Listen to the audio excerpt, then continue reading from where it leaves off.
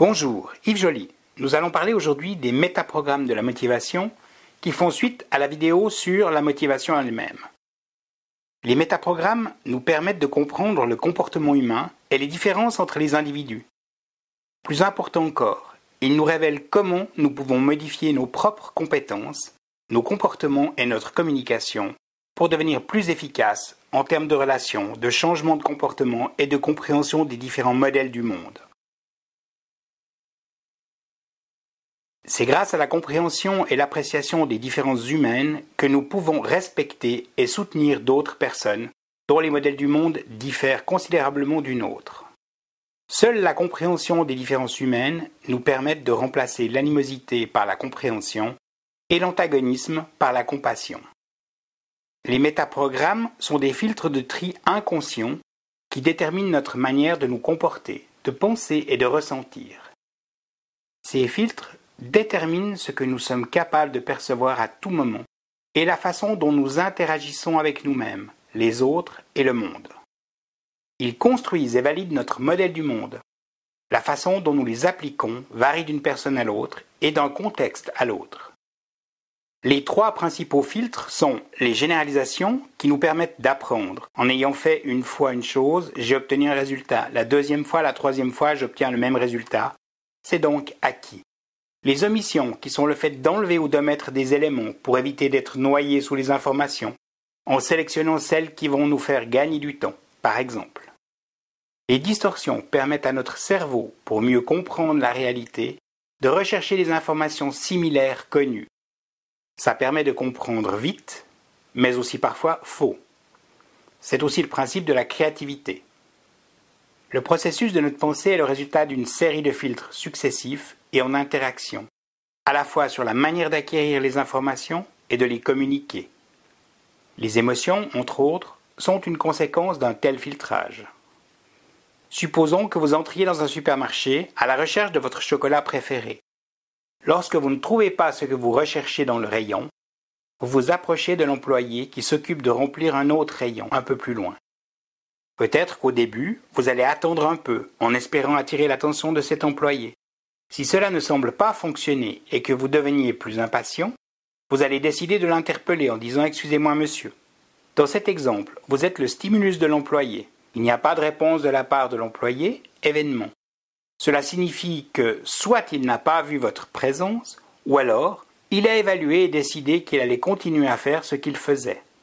Lorsque vous avez remarqué qu'il ne réagissait pas, deuxième événement, votre impatience a augmenté, émotion. Et vous avez décidé que vous n'alliez pas attendre plus longtemps, évaluation. De sorte que vous avez pris des mesures et que vous lui avez parlé. Action, plus ou moins gentiment. Et vous avez ou non pu acheter votre chocolat préféré. Résultat. À l'origine, les métaprogrammes furent développés par Richard Bandler et codifiés par Leslie Cameron Bandler dans le domaine thérapeutique. Michael Hall a codifié une 60aine de métaprogrammes de notre manière de voir le temps, du fonctionnement de notre motivation jusqu'au tri des informations que nous recevons.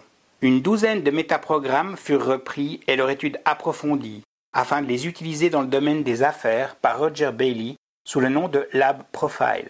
Les métaprogrammes furent repris ensuite par Wyatt Woods-Small et Ted James afin de les appliquer dans le domaine de la thérapie et dans le domaine des affaires. Ils utilisèrent 20 métaprogrammes dans leur livre Timeline Therapy and the Basis of Personality.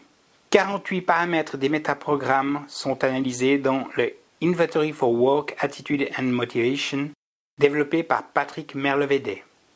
Nous allons parler aujourd'hui des métaprogrammes liés à la motivation. L'écoute attentive et des questions ciblées vous permettront de déterminer le fonctionnement de votre interlocuteur. L'orientation de la motivation. Qu'est-ce qui pousse une personne à l'action? Dans quelle direction ira-t-elle? Foncera-t-elle vers l'objectif à atteindre ou tâchera-t-elle d'éviter les problèmes à résoudre en les éludant? Aller vers. Les personnes de type aller vers, placées dans un contexte donné, sont concentrées vers leur objectif.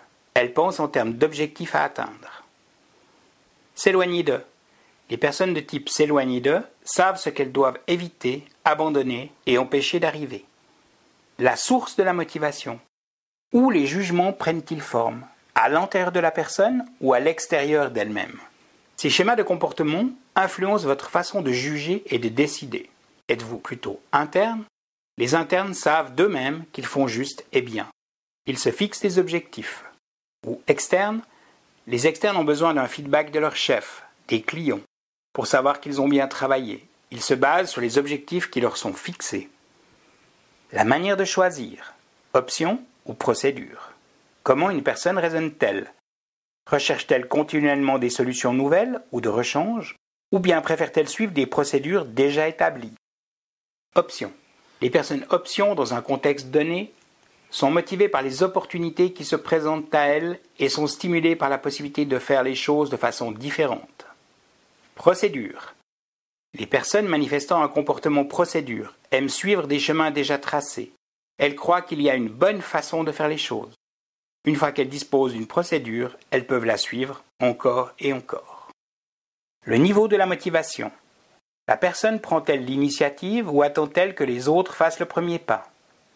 Cette catégorie des caractéristiques de motivation concerne ce qui vous pousse à agir et à penser. Quel est son niveau d'activité? Proactif. La personne de type proactif se caractérise surtout par son goût pour l'action. Elle prend des initiatives rapidement parce qu'elle tient à être dans le feu de l'action. Elle a tendance à entrer dans de nouvelles situations sans se poser trop de questions. Réactif. La personne de type réactif aime étudier, comprendre la signification des choses avant d'agir. Elle va calculer les risques inhérents à une nouvelle situation. Facteur de décision. Comment une personne réagit-elle au changement et à quelle fréquence le changement est-il nécessaire? La motivation vient-elle de la recherche de ce qui est différent ou de ce qui est pareil? Pareil, les personnes qui ont un schéma de comportement pareil veulent que leur situation, dans un contexte donné, reste la même. Elles n'aiment pas le changement et peuvent refuser de s'adapter. Pareil avec exception. Les personnes ayant un schéma de comportement pareil avec exception aiment rester principalement les mêmes, mais elles accepteront de changer une fois par an, si le changement n'est pas trop radical. Différence avec similitude. Les personnes qui ont ce double schéma de comportement aiment le changement et les petites révolutions. Différence. Les personnes ayant un schéma de comportement différence adorent le changement. Elles s'épanouissent en sa présence et veulent qu'il soit constant et majeur. Nous avons vu les différents métaprogrammes de la motivation qui vous permettent de comprendre comment vous fonctionnez et comment les autres fonctionnent. Je vous souhaite plein succès dans la découverte des métaprogrammes de motivation.